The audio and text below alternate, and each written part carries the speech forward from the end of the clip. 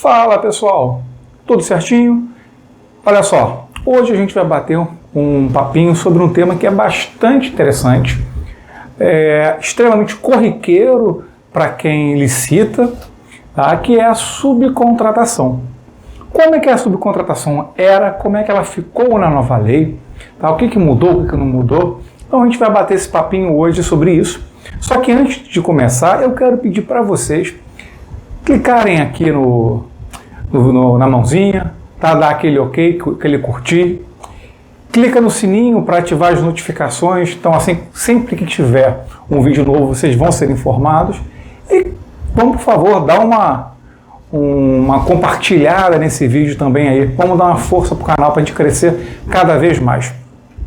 Então, pessoal, o que é a subcontratação? Primeiro, quando um licitante vence uma determinada licitação, um pregão, por exemplo, ele pode subcontratar parte daquele objeto, tá, para uma outra empresa. Então, o que vai acontecer? Eu sou uma empresa que constrói barcos.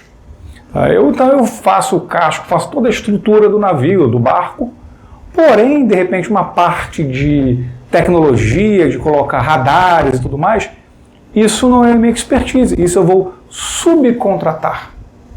Então, eu não posso subcontratar o objeto principal, eu posso só subcontratar parte desse objeto. Tá? Porque se eu subcontratasse todo o objeto, o que aconteceria? Na verdade, seria uma fraude, porque eu, com a minha empresa, com os meus atestados de capacidade técnica, eu que comprovei possuir qualificação para vencer aquela disputa. Aí, de repente, eu vou lá e passo esse contrato para uma outra empresa, a qual não passou pelo crivo da análise dessa sua documentação. Você não sabe se é uma empresa idônea ou inidônea. Então, pessoal, a subcontratação do objeto como um todo, ela deve ser evitada, tá? Porque é uma burla a licitação. E na lei passada, tá, a Lei 8666, ela não regrava muito bem essa questão da subcontratação. Então, boa parte dos entendimentos sobre o tema se deram através da doutrina e da jurisprudência do Tribunal de Contas. Como é que era antigamente? Tinha uma dúvida se era possível, se não era possível subcontratar. Então, tinha decisões que diziam que a lei não vedava a subcontratação, outras decisões dizendo que ela deveria ser expressa, ou seja, ela deveria ser autorizada no edital. Se o edital fosse omisso, isso queria dizer que a subcontratação estava vedada. Então, existia essa sombra de dúvida, tá? Essa zona cinzenta sobre a subcontratação. A lei atual, ela melhorou em muito esse regramento. Então, quando a gente for procurar o tema da subcontratação, a gente vai dar uma olhadinha lá no artigo 122 da lei e nos seguintes, tá? Nos outros artigos, 122 em diante. O que diz mais ou menos o artigo 122? Ele que diz que na execução do contrato, e sem prejuízo das responsabilidades, etc., vai ser possível a subcontratação do objeto licitado conforme o patamar estabelecido na lei. Tá? Que patamar é esse? Esse patamar é de 25%. Aí, para isso, vocês vão ter que dar uma olhadinha no artigo 67, parágrafo 9º. Então, quando vocês colocarem lá, olharem o artigo 122, já faça uma referência para o 67, parágrafo 9º, porque é lá que está dizendo que o limite da subcontratação será de 25%. O que mais, pessoal? E agora?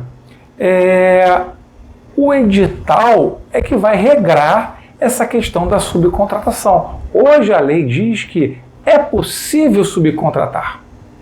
Então, se é possível subcontratar, na omissão do edital, entende-se que a subcontratação ela é permitida, ela é autorizada. Porém, o edital, o instrumento convocatório, ele pode vedar e pode restringir e regulamentar como se dará essa subcontratação. Então, olha só, eu vou restringir a participação de empresas subcontratadas a 10%, a 15%. O edital ele pode fazer essa restrição. O limite é de 25%, mas isso não quer dizer que em todas as subcontratações deverão ser observado o limite máximo. Tá? Então, o edital é que vai trazer a regra sobre a subcontratação. Entendendo que, no caso de omissão, está autorizada a subcontratação pelo limite, melhor dizendo, de 25% do objeto. Agora, tem uma hipótese em que jamais será admitida a subcontratação, que é na licitação, que é na dispensa de licitação, ou seja, melhor dizendo, que é na inexigibilidade, ou seja, na contratação direta. Eu queria falar contratação direta, acabei falando dispensa, vocês me desculpem. Então, no caso de contratação direta por inexigibilidade, nesses casos é vedado expressamente a subcontratação. Por quê? Porque quando há a inexigibilidade, a contratação se deu em razão de uma característica objetiva daquele contratado. Se eu subcontrato